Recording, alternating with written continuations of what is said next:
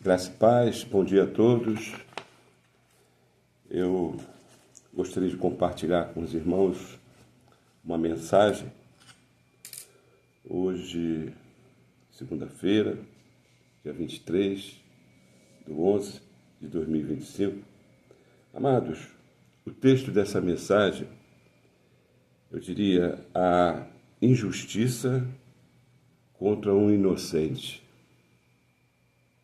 A injustiça contra um inocente. O texto base está lá em Salmos 94, capítulo 94, versos de número 20 e 21. Diz assim o salmista: Pode um trono corrupto aliar-se a ti? Um trono que forja a injustiça por decreto? Eles planejam contra a vida dos justos e condenam os inocentes à morte. Amém? Senhor meu Deus, Pai Todo-Poderoso, Criador dos céus e da terra, ó Senhor, a Tua palavra diz que o Senhor abomina a injustiça. E que esta mensagem, Senhor, venha penetrar profundamente nos corações daqueles que estão na iniquidade, Senhor. Aqueles que estão com dificuldade para abandonar a iniquidade, Senhor. Senhor, toma, Senhor, esta palavra, Senhor. Toma esta mensagem na manhã deste dia, Senhor, e que ela vá de encontro aos corações, Senhor, daqueles que precisam ter suas vidas transformadas, Pai. É o que eu te peço na manhã deste dia, em nome de Teu Filho, Jesus Cristo. Amém. Meus amados irmãos, em Cristo Jesus, a Bíblia aborda a injustiça contra pessoas inocentes, incluindo líderes e governantes injustos. Em diversos livros, como passagens dos Salmos e Provérbios, ela também relata histórias de figuras bíblicas que sofreram injustiças, apesar de sua retidão. Em Provérbios, capítulo 17, versos 15, Salomão, o rei, diz assim: o que justifica o ímpio e o que condena o justo são abomináveis ao Senhor. É a palavra de Deus que está dizendo. E pode passar 1000 anos, 2000 anos, essa palavra ela não muda. Isso aqui não pode ser mudado, não pode ser interpretado de uma outra forma, tá? Então, Salomão ele está sendo bem específico, bem incisivo no que diz respeito à injustiça. Ele diz: o que justifica o ímpio e o que condena o justo são abomináveis ao Senhor, tanto um quanto o outro. Eu diria que Deus espera que tratemos uns aos outros com justiça. É o que o Senhor espera de cada um de nós, que sejamos justos uns para com os outros. E equidade, não só justiça, e equidade, sem parcialidade. Você está entendendo isso? Temos visto essa prática nos dias de hoje, no cenário de hoje. Nós temos visto isso. Em Isaías 10, versos 1 e 2, diz assim o profeta: ai dos juízes desonestos, ai das autoridades que fazem leis injustas, que escrevem decretos opressores, vocês que não tratam com justiça os pobres, roubam os que já perderam quase tudo, exploram as viúvas e roubam os órfãos. Ou seja, Paulo adverte que quem comete injustiças, como um senhor maltratando um escravo, ou como um juiz maltratando e perseguindo um líder, não escapará das consequências do seu ato. Não tem como escapar. A palavra de Deus, ela se cumpre na vida daquele que pratica injustiças.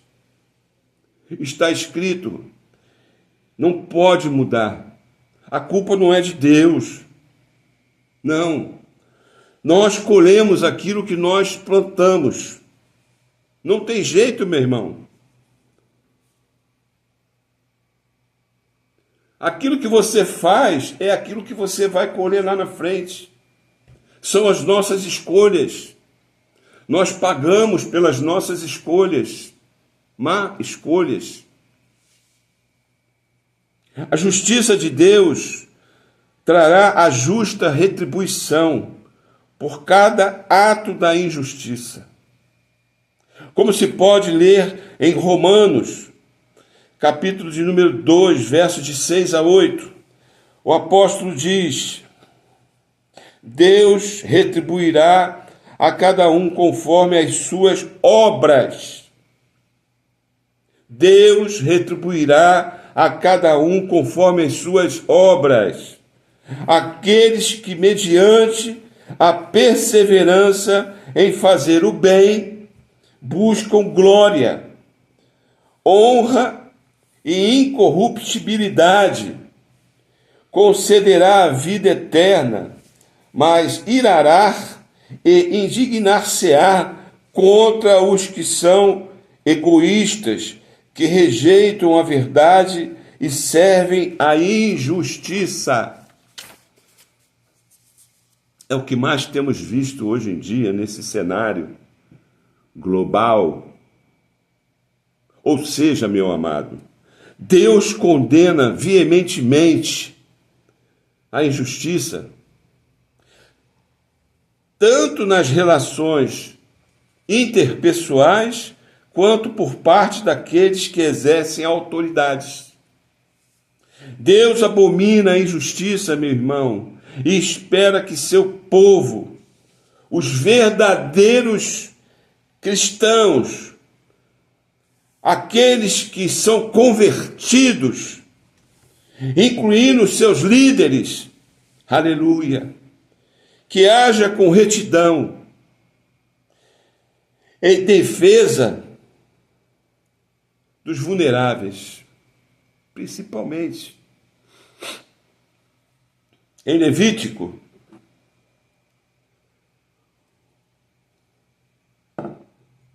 capítulo 19, versos 15, podemos ver de forma incisiva o que nos diz: não fareis injustiça ao justo, não fareis injustiça no juízo, não aceitarás o pobre, nem respeitarás o grande, com justiça julgarás o teu próximo. Pois quem agir de forma injusta receberá o devido pagamento da injustiça cometida, e nisto não há exceção para a pessoa alguma. Colossenses, capítulo 3, versos de número 25. Irmão Sérgio, então, o nosso Deus é um Deus malvado? Não, Deus não é malvado. Deus, ele não é responsável pelas nossas atitudes. Há pessoas que praticam injustiça, lógico. Todos nós, às vezes, no decorrer das nossas vidas, podemos praticar uma injustiça. Às vezes até sem saber que estamos praticando tal injustiça. Mas existem indivíduos que são injustos por natureza. Parece que já está impregnado no seu DNA.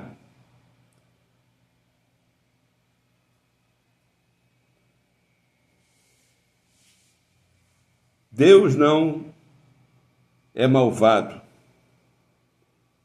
Ele é justo. Ele julga com justiça. Diga, Deus é justo e Ele julga com justiça.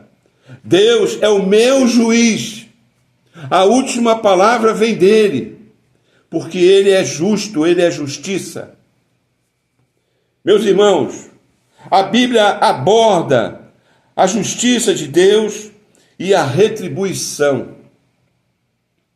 Em diversas passagens, tanto no Antigo quanto no Novo Testamento, a ideia central é de que Deus, como juízo justo, retribuirá a cada um de acordo com as suas obras e ações.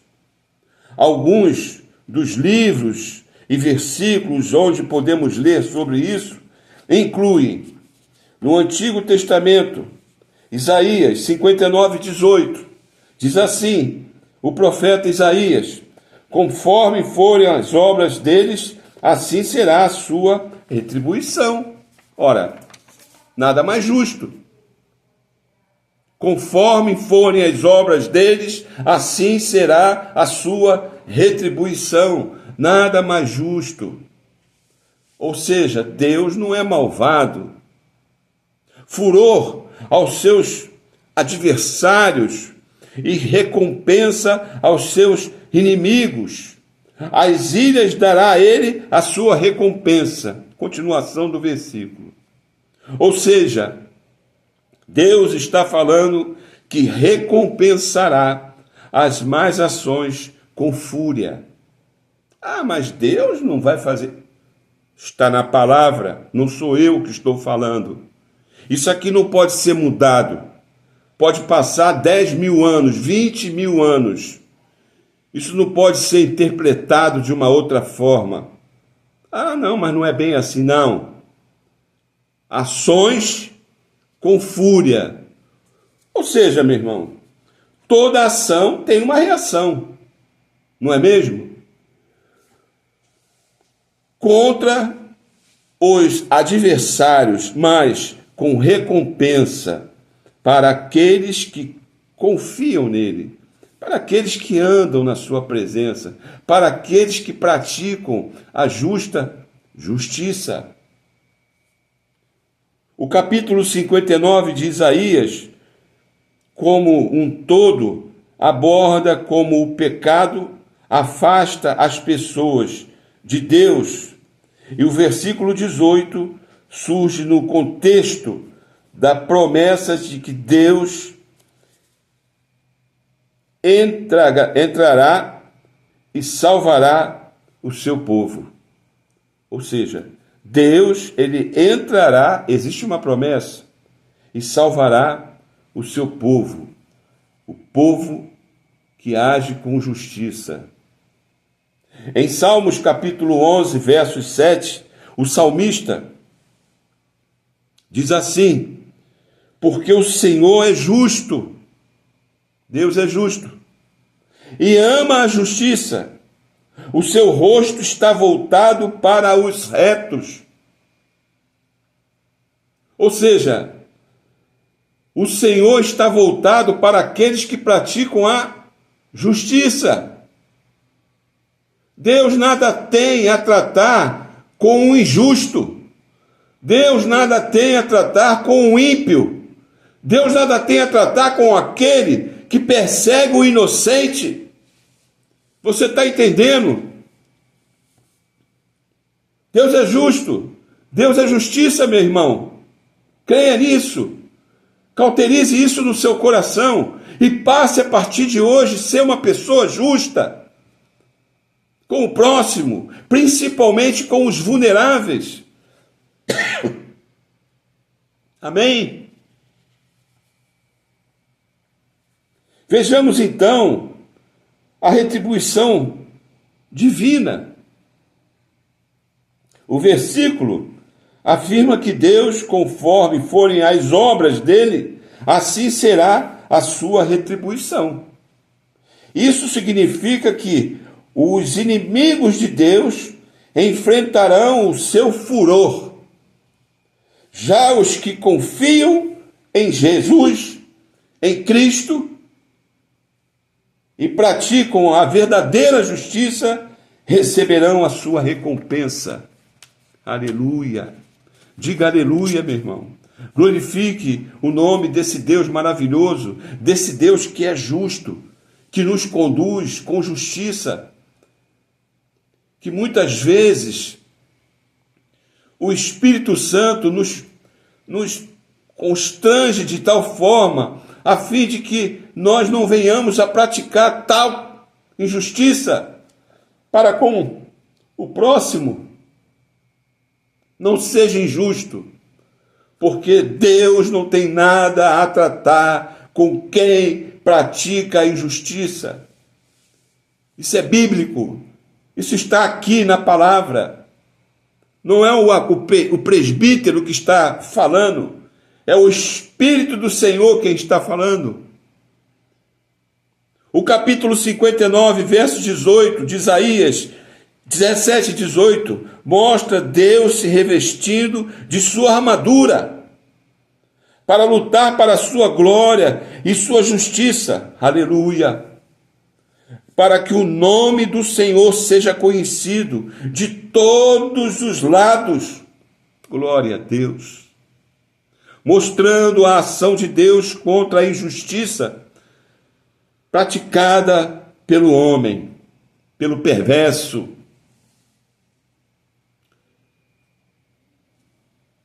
Infelizmente. O capítulo todo e o versículo em particular conecta a ação divina com a participação humana, tanto no sentido de ter os pecados, afastando-os de Deus, quanto no sentido de serem um povo que se arrepende e confia nele. Ou seja, ainda existe uma esperança para aquele que pratica a injustiça. Existe uma esperança. Amados, a palavra de Deus diz que nós devemos orar pelos homens, pela igreja, pelos líderes, pelos governantes, pelas autoridades, independente de qualquer coisa. Sejam eles bons ou ruins, nós devemos orar. Devemos orar e clamar a Deus, aleluia, para que esses homens que praticam a injustiça abandonem a iniquidade, para que o Espírito Santo venha trabalhar na vida deles, no coração deles, a fim de transformá-los em pessoas com um coração justo, um coração sincero, um coração reto. Essa é a nossa obrigação como cristão. Orar, orar e orar, sem cessar. A oração tem poder. A oração, ela tem poder. Mas ela só tem poder quando ela procede de um coração sincero, de um coração justo, de um coração reto. Se o teu coração não é justo, se o teu coração não é sincero, se você é uma pessoa injusta que vive perseguindo, vive caluniando, vive desejando maltratar o próximo, a sua oração não passa nem do telhado. Não tem jeito. Mas se você tem um coração justo, se você tem um coração sincero, reto, coloque o teu joelho no chão e ore pelos governantes, ore pelos líderes desse país, pelas autoridades, ore pela igreja e pelos líderes da igreja. Amém? Irmãos, esta passagem assegura que, mesmo em meio à maldade do homem e o afastamento à justiça de Deus, prevalecerá aqueles que se arrependem de seus pecados. Podem ter a esperança da redenção. Ou seja, se não houver um verdadeiro arrependimento, nada acontece.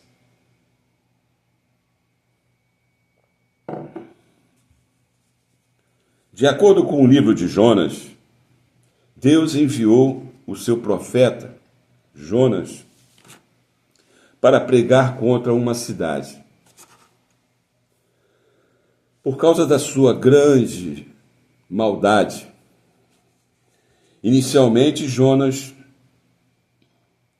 desobedeceu, mas depois de ser engolido por um grande peixe e se arrepender, ele finalmente foi a Nínive e proclamou que a cidade seria destruída em 40 dias. Para a surpresa do profeta de Jonas, a mensagem foi recebida com um profundo arrependimento. Você está entendendo? O povo de Nínive acreditou naquela mensagem, naquela palavra de Deus. Proclamou um jejum e vestiu-se de saco, do maior ao menor.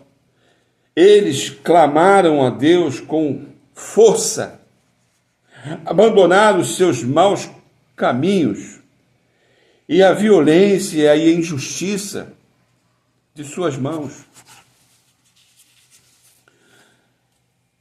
Em 1 Timóteo, diz que devemos orar pelos governantes.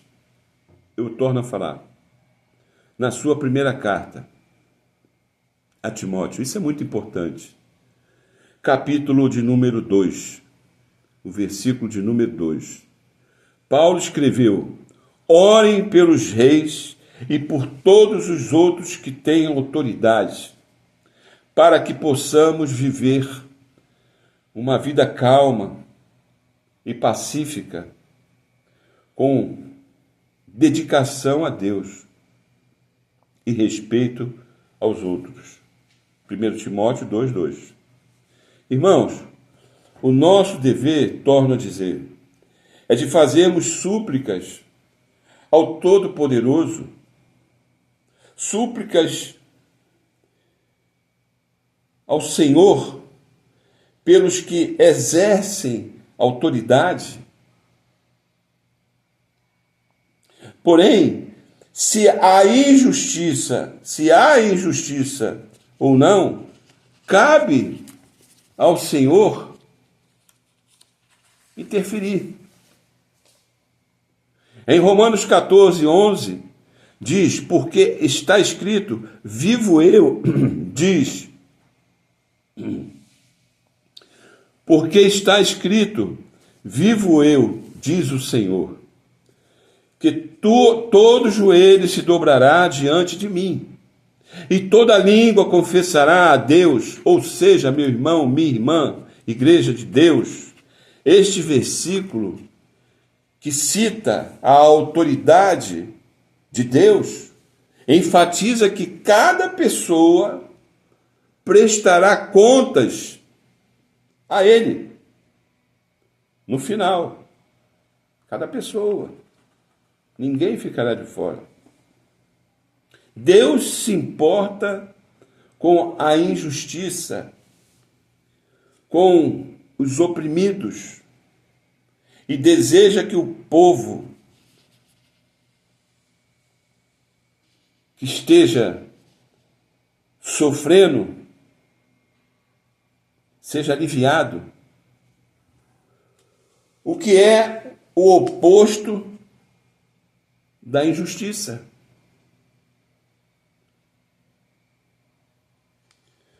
O mundo e os seus relacionamentos que ele e o Senhor pretende que sejam justos e amorosos.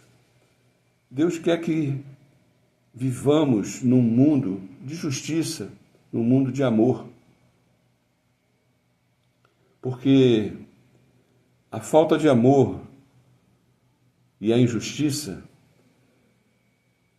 literalmente entristece o coração do Senhor. Literalmente. Como igreja, devemos ser justos, pois a essência de Deus é a justiça. E a injustiça é um reflexo do pecado e da desobediência que o afastam. Quanto mais pecamos, quanto mais somos injustos, quanto mais desobedecemos o Senhor, mais ele se afasta. Ele não quer tratar conosco assim. Devemos ter uma atitude de mudança. Devemos nos conscientizar de que devemos ser pessoas justas, de que a injustiça ela só vai promover a nossa destruição, o nosso afastamento do Senhor. Amados, como é que eu posso ir à igreja com um coração cheio de ódio, com um coração injusto? Não tem como. Eu estou me esforçando à toa. Amém? Vou citar aqui alguns exemplos de injustiça que estão na Bíblia. Opressão. Maltratar, que quer dizer? Maltratar ou abusar de outras pessoas. Isso é oprimir. Oprimir o indivíduo. Você está maltratando aquela pessoa. Você sabe que aquela pessoa não é culpada. Você sabe que aquela pessoa é inocente. Mas você está imputando uma sentença em cima daquela pessoa. Maltratando aquela pessoa. Emocionalmente, psicologicamente, fisicamente. Segundo, engano. Quer dizer, usar balanças desonestas, mentir ou roubar o trabalho de outras pessoas. Terceiro, calúnia. Fazer falsas acusações e difamar o outro. Número 4, preconceito e corrupção. Quer dizer, atitudes e sistemas que promovem preconceito e corrupção. Eu não preciso dizer nada. Em Salmos, capítulo 5, versos 4 e 8, afirma que o Senhor não tem prazer na injustiça. Ele não tem prazer. Não sou eu que estou dizendo, é o salmista que está dizendo. Eu vou repetir. Em Salmos, capítulo 5, no versículo 4 e 8, afirma que o Senhor não tem prazer na injustiça e odeia todos os que a praticam, a maldade e a mentira. Eu concluo dizendo que a palavra de Deus é clara. Ele odeia a injustiça. Como igreja, somos chamados para ser sal e luz em um mundo marcado por desigualdades e opressão. Não é verdade? A injustiça social não é um problema distante. Ela permeia nossas comunidades, nossos relacionamentos e até mesmo nossas escolhas diárias. Portanto, meu amado, minha amada irmã em Cristo, minha exortação final é esta: não sejamos meros espectadores da justiça, mas agentes de transformação. Comecemos revisando nossas próprias vidas, abandonando práticas injustas e escolhendo ativamente a retidão que é o nosso compromisso com a justiça de Deus. Se reflita em ações concretas de amor, lealdade, humanidade para com o próximo. Que a nossa vida seja um testemunho vivo do Deus justo a quem servimos. E para servirmos com amor, com justiça,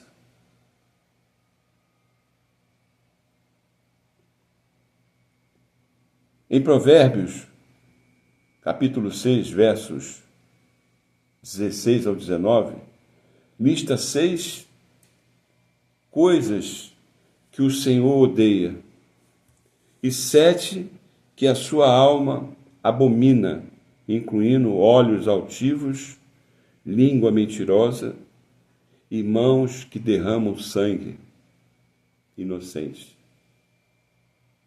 Que esta palavra venha de encontro ao seu coração. Você que está me ouvindo, você que não conhece o Evangelho, você que não pratica a palavra de Deus, você que já porventura cometeu ou vem cometendo injustiças,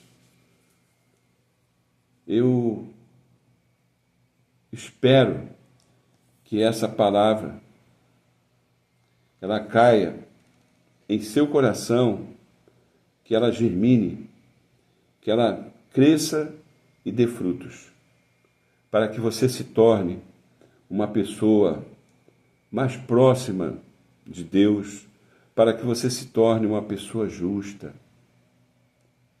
Não julgue o seu próximo.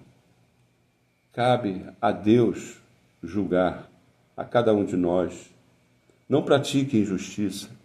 Não persiga aquele que é tão vulnerável, aquele que está passando por uma situação crítica em sua vida. E, sobretudo, não persiga o inocente, porque o juízo de Deus, ele virá sobre a vida daquele que é injusto. Amém? Que todo o povo de Deus diga amém, amém, amém. Que esta palavra abençoe a vida de cada um de vocês. Meu nome é Sérgio, sou presbítero e desejo a todos um bom dia, uma boa semana. Hoje começa a nossa semana, já estamos indo praticamente para o final do ano, né? Estamos já para mais da metade do mês de novembro, hoje dia 23 de 2025, e eu agradeço a oportunidade. Amém? Fiquem todos com Deus.